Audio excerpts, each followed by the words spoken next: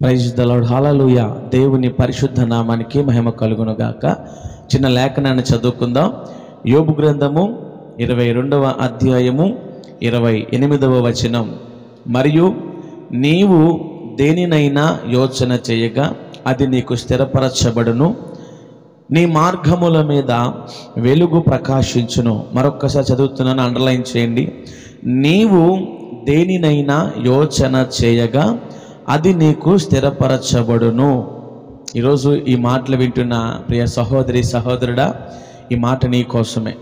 నువ్వు ఎన్నో దినాల నుంచి నీ ఆలోచన విధానం ఇలా ఉంది కదా, నేను ఎన్నో ఆలోచనలు చేస్తున్నానండి, నేను ఎన్నో ప్లాన్స్ వేస్తున్నానండి, నేను ఎంతగా ఆశపడుతున్నానండి, నా జీవితంలో ఎప్పుడూ ఎక్కడా కూడా సక్సెస్ కనపడట్లేదు, నేను ఏది ఆలోచించినా అది వెనకకే పోతుంది, నేను ఏది ఆలోచించినా అది నా జీవితంలో మేలు చేయట్లేదు, నా ఆలోచనలన్నీ కూడా స్పాయిల్ అయిపోతూ ఉన్నాయి, నేను కలగన్న జీవితం నా కళ్ళ ముందుకు ఎప్పుడు వస్తుందా అని నేను బాధపడిపోతూ ఉన్నాను.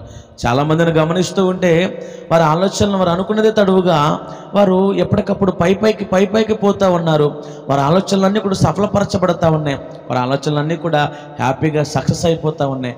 నా జీవితం ఎందుకు ఇలా ఉంది, నా ఆలోచనలు నేను ఎన్ని ఆలోచించినా నా లైఫ్ ఎందుకు ఇలా ఉంది, నా లైఫ్ ఎందుకు ఇలా మారిపోయింది అని నువ్వు అనుకుంటున్నావేమో. దేవుని కుమారుడా కుమార్తె, నువ్వు ఇక్కడ జ్ఞాపకం ఉంచుకోవాల్సింది ఏమిటి అంటే, నువ్వు వాళ్ళకిలాగా లోకస్తుడివి కాదు, వాళ్ళకిలాగా నువ్వు అన్యుడివి కాదు, వాళ్ళకిలాగా దేవుడు అంటే ఎవరో నీకు తెలియకుండా లేదు.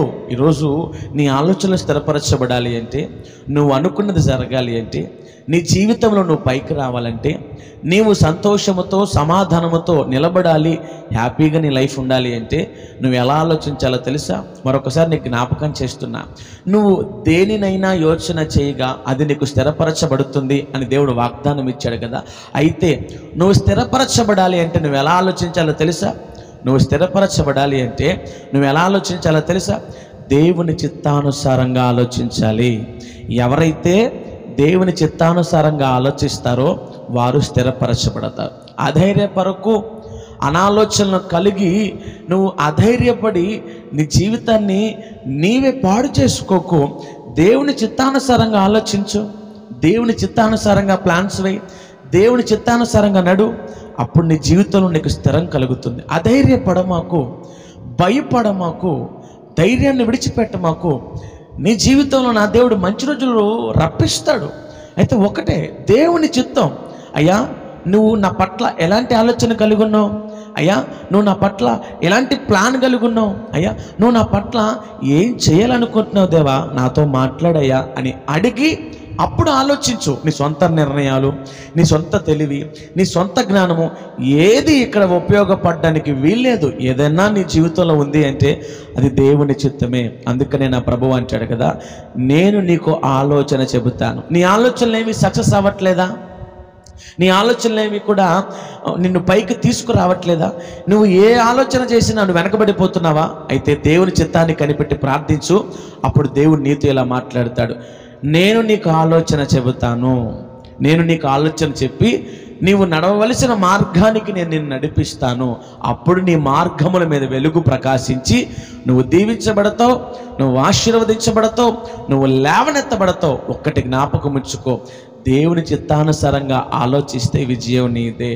దేవుని చిత్తానుసారంగా ఆలోచించడానికి ప్రయత్నించే, నేను ఫలించట్లేదండి, నాకు అభివృద్ధి రావట్లేదండి, నేను దీవెన చూడట్లేదండి, అందరూ బాగుంటున్నారు, నా లైఫ్ ఇలా అయిపోయింది ఎందుకో అని నువ్వు అనుకుంటున్నావు. కానీ దేవుని చిత్తం కనిపెడితే ఆ నెక్స్ట్ డే నుంచే నీ లైఫ్ మొత్తం కూడా టర్న్ అయిపోతుంది. నీ లైఫ్ అంతా కూడా మారిపోద్ది. అద్భుతాలు చూస్తావు, ఆశ్చర్య కార్యాలు చూస్తావు, నీవు నీ కుటుంబం దీవించబడుట నువ్వు కళ్ళారా చూస్తావు.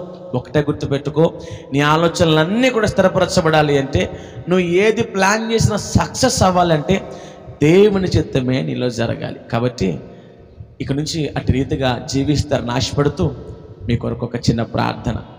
మహాపరిశుద్ధుల దేవ, నీకు వందనాలు.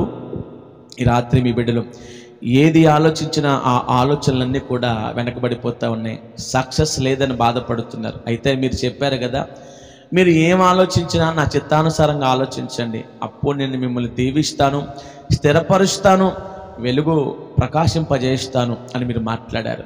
ఇక నుంచి నేను, నా బిడ్డలు, సంఘము ప్రాంతము, ఆయా ప్రజలు ప్రతి ఒక్కరూ కూడా ఇట్టి రీతిగా ఆలోచన చేస్తూ, ఇట్టి రీతిగా ముందుకు వెళుతూ, నీ చిత్తాన్ని బట్టి మేము ముందుకు కొనసాగుతూ జీవించే కృపాభాగ్యం ప్రసాదించమని, ఎవరు ఏ సమస్యలో ఉన్నా, ఏ ఇబ్బందిలో ఉన్నా, యేసయ్య నామములో విడుదల, విమోచన, స్వస్థత, నెమ్మది, శాంతి, సమాధానము వారి కుటుంబాల్లో కలుగునట్లుగా సాయం దయచేయమని, ఈ ప్రార్థనలు ఆలకించి అంగీకరించి మీ బిడ్డల జీవితాలు మీరు వెలిగించమని, వారి కుటుంబాల్లో నెమ్మది, శాంతి, సమాధానాన్ని మీరు అనుగ్రహించమని, ఈ ప్రార్థనలు ఆలకించి అంగీకరించి జవాబు దయచేయమని యేసయ్య నామమున ప్రార్థిస్తూ వారిని, వారి కుటుంబాన్ని, వారి పరిస్థితులను మీ చేతులకు అప్పగిస్తున్నాను తండ్రి.